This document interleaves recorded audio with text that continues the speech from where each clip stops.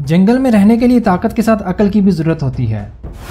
ज़रा सी अकल के साथ बड़े से बड़े शिकारी को नीचा दिखाया जा सकता है, लेकिन जब वक्त ही बुरा चल रहा हो तो फिर ना ताकत काम आती है और ना अकल। आज की वीडियो में शेर को बेइज्जत होते हुए, गैंडे को मार खाते हुए और हिरन को चालाकी दिखाते हुए देखेंगे।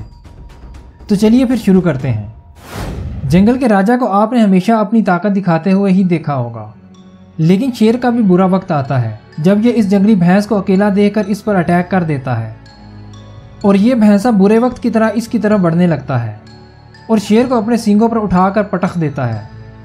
इसे देखने के बाद ये मत समझिएगा कि भैंस ही जंगल का ताकतवर जानवर होता है। ऐसा सोचने से पहले ज़रा इसे देख लीजिए।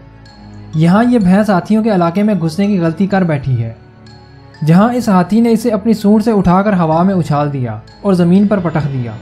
इसके बाद भी हाथी को सुकून नहीं आता और वो मुसलसल अपनी सूंड और दांतों से हमले करता रहता है।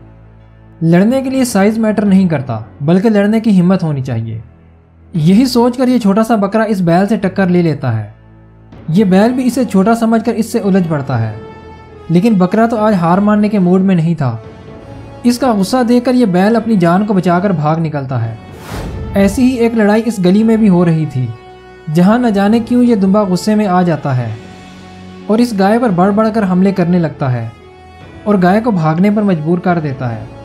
एक भूखे शेर को शिकार की तलाश होती है, अब चाहे वो कोई भी हो, और अगर उसे ज़ेबरा दिख जाए तो शेर के वारे न्यारे हो जाते हैं।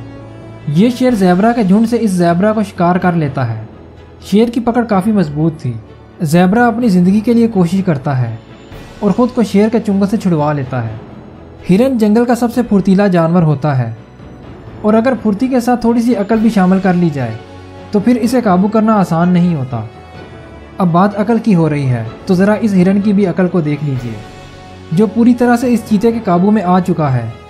चीते से बचने के लिए ये मरने का ड्रामा करने लगता है और जब चीता इसे मरा हुआ समझकर छोड़ देता है तो ये फुर से भाग निकलता है।